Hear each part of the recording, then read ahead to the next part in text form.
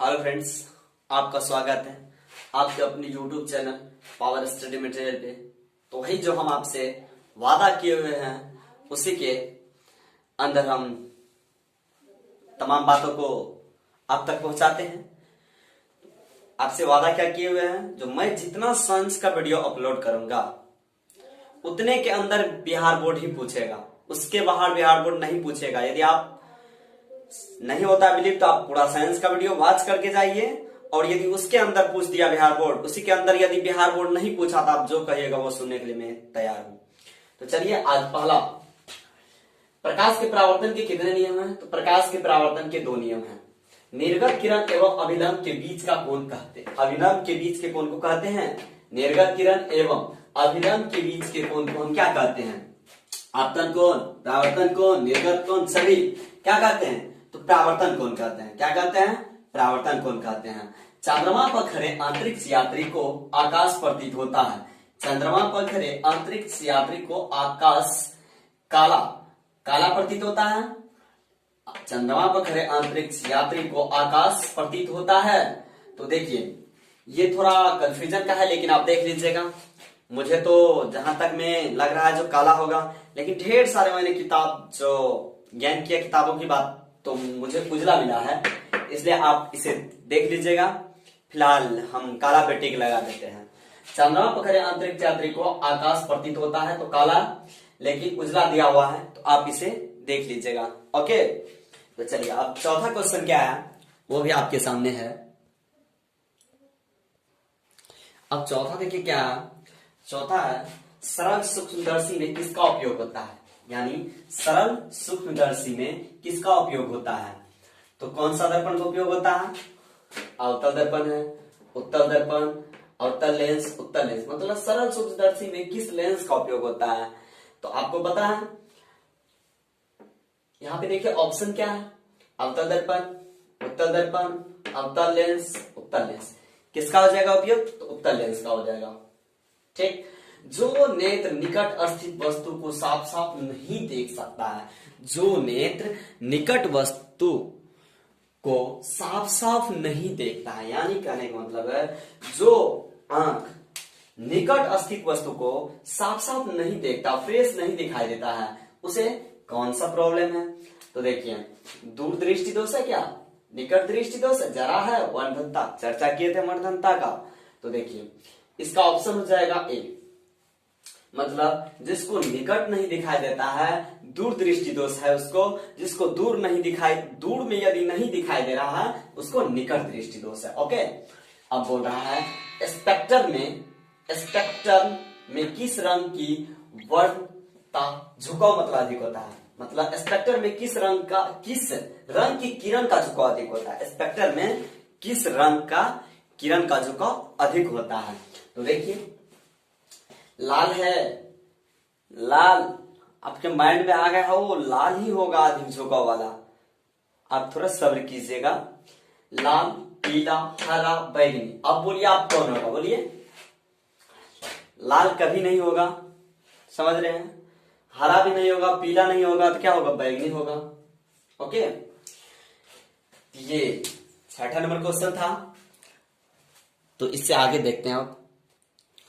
अब देखिए, ये 7वां क्वेश्चन क्या है?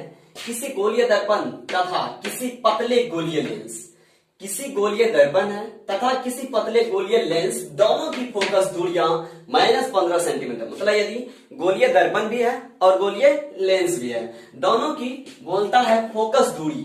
फोकस दूरी आप तो बताए हुए हैं हम, फोकस दूरी आपको -15 सेंटीमीटर है। तो दर्पण तथा लेंस संभवतः है, क्या है? लेंस या अवतल है या उत्तल है, कोई तो होगा ना एक। तो देखिए ऑप्शन क्या है? दोनों अवतल, दोनों उत्तल, दर्पण अवतल, यानी अवतल दर्पण तथा उत्तल लेंस। दर्पण उत्तल यानी दर्पण है उत्तल या अवतल लेंस। इसमें आपका ऑप्शन हो जाएगा ए नंबर, यानी दोनों अवतल होगा। ठीक है। अब चलिए, किसी दर्पण से आप चाहे कितनी ही दूर पर खड़े हो, आप चाहे कितने भी दूर क्यों ना खड़े हो, आपका प्रतिबिंब सदैव सीधा प्रतीत होता है, संभवतः प्रतिबिंब होगा। यानी आप दर्पण से कितने दूर क्यों ना खड़े हो, तो आपका प्रतिबिंब सदैव सीधा प्रतीत होता है। संभवतः दर्पण कैसा होगा, केवल समतल, केवल अवतल, केवल उत्तल, या तो समतल अथवा उत्तल। तो आपका ऑप्शन हो जाएगा डी नंबर, या तो समतल अथवा उत्तल होगा। ओके, चलिए फ्रेंड्स देखिए 9 नंबर क्या है, किस दर्पण से हमेशा वस्तु से छोटा प्रतिबिंब बनता है। कौन सा दर्पण है जो वस्तु से हमेशा छोटा प्रतिबिंब बनाता है, तो क्या ऑप्शन आपके सामने है, समतल दर्पण, उत्तल दर्पण, अवतल दर्पण, इसमें से कोई नहीं। ऑप्शन हो जाएगा आपका उत्तल दर्पण। उत्तल दर्पण हमेशा छोटा प्रतिबिंब बनाता है। ओके, समझ गए। अब बोलता -4D है, ये मतलब कि डायऑप्टर है, समझ गए। ये किसका ऐसा मात्रक है, मात्रक है किसका, अरे यार ये भी नहीं जानते क्या। 4 डायऑप्टर लेंस की क्षमता है, मतलब बोलता है 4 डायऑप्टर लेंस जो होता है ना, लेंस का ऐसा ही मात्रक है, समझ गए। -4 डायऑप्टर क्षमता वाले अवतल लेंस की फोकस दूरी होगी, मतलब जिसका क्षमता है -4 डायऑप्टर लेंस की है, उसकी बोलता है अवतल लेंस की फोकस दूरी होगी। अवतल लेंस की फोकस दूरी क्या होगी, जब -4 डिग्री डायऑप्टर होगा तो, समझ गए ना, तो वो हो जाएगा 25 सेंटीमीटर, समझ गए। इसके लिए आपको बड़ा प्रोफाइल कैलकुलेट करना पड़ेगा, वो मैं बता दूंगा लास्ट में, जब आपको कौन सी दूंगा, जब आपको ये नॉमिकल दूंगा ना, तब बता दूंगा डायऑप्टर का ये कैसे निकलता है लेंस की दूरी, समझ गए ना। 25 सेंटीमीटर आप नोट कर लीजिए फिलहाल। अब बोलता है कौन समाअवयवी है, कौन समावयवी है, मतलब कौन समावयवी है, C2H6 और C6H6। दूसरा ऑप्शन C4H5 और C4H10 है क्या, C2H5OH और CH3 है, C5H10 और C6H12 है क्या। आपको बताना है इसी 4 ऑप्शन में से क्या होगा, तो आप ऑप्शन आपका हो जाएगा C2H5OH और CH3 यानी ऑप्शन आपका सी हो जाएगा। ओके दोस्त, तो चलिए हम नेक्स्ट क्वेश्चन की ओर लेके चलते हैं आप लोग को, क्या लेके नहीं चलना चाहिए क्या, चलिए। अब देखिए 12 नंबर क्या कहता है, 12 नंबर देखिए आप क्या बोल रहा है, सामान्य सूत्र CnH2n कहे जाते हैं, सामान्य सूत्र CnH2n कहे जाते हैं, क्या होगा, एल्कीन होगा, एल्केन होगा, अल्काइन होगा, एल्डिहाइड होगा, क्या होगा दोस्त, आप पढ़े होंगे ना। CnH2n कहे जाते हैं, एल्कीन कहे जाते हैं। ओके, ऑप्शन हो जाएगा ए। निम्न में से कौन एल्कीन का सदस्य नहीं है, एल्कीन का सदस्य नहीं है, तो कौन है, C4H10, C6H12, C5H10, C3H4। Yes sir, ये सही बात है, C3H4 नहीं है। ओके, चलिए निम्न में से कौन आयनिक यौगिक है। आप 8th क्लास में भले भांति 8th क्लास या 7th क्लास से आप लोग पढ़े होंगे आयनिक यौगिक, यौगिक बनाने के लिए देखिए क्या होता है। इसमें देखिए पहले ऑप्शन आप चूज कर लीजिए, ऑप्शन आपका CaCl2 हो जाएगा। बोलिए कैसे हुआ, तो देखिए कैल्शियम Ca+2 होता है, क्लोरीन Cl-1 होता है।